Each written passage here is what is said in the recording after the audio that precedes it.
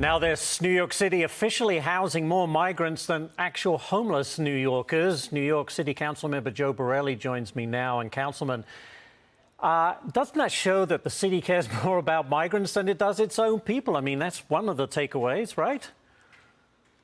Yeah, I mean, I think it'll be even more evident in the next 3 or 4 days as the city publishes its budget for the upcoming fiscal year, and New Yorkers find out that there's about $2.5 billion less for services for people here because of basically cementing our status as the Western Hemisphere's refugee camp.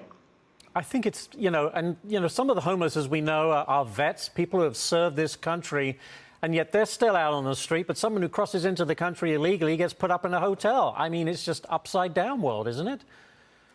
Well, I mean, keep in mind, even before this migrant crisis happened, the mayor was trying to push out some of the homeless from our subway stations and trains, and that was going sort of well. Now there isn't enough beds to even continue that program, as almost every single possible bed is taken by a migrant family. They've announced another 500-unit, basically a student dorm from a college will house another 500 families. So there is no off-ramp in sight. There is no reason to believe that this crisis alleviates itself anytime soon.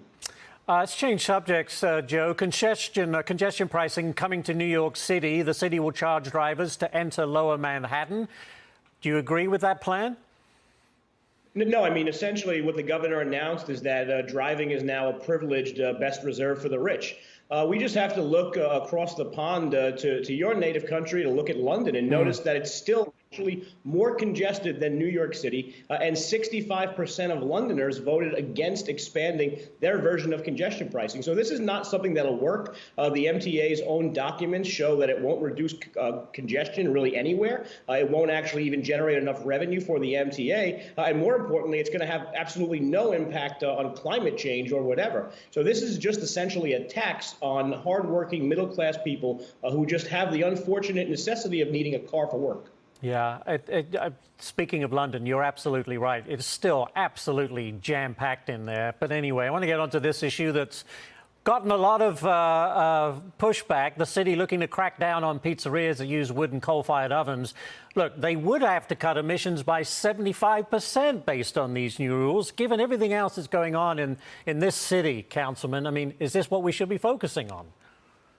No, I mean, this is just one of those bizarre, unforced errors. This is the City Hall administration stepping on a rake when they don't need to. This will have absolutely no impact on the Earth's climate whatsoever. These are a couple of dozen of pizzerias. Also, by the way, this affects matzah making ovens. This affects jerk chicken stands. This affects Argentine steakhouses, all sorts of great ethnic restaurants, by the way, that make New York pretty great place to live, actually. All of these wonderful places are going to be impacted by this emission standard. I personally believe the mayor backs off this and maybe makes it only enforced for businesses going forward, new places opening up.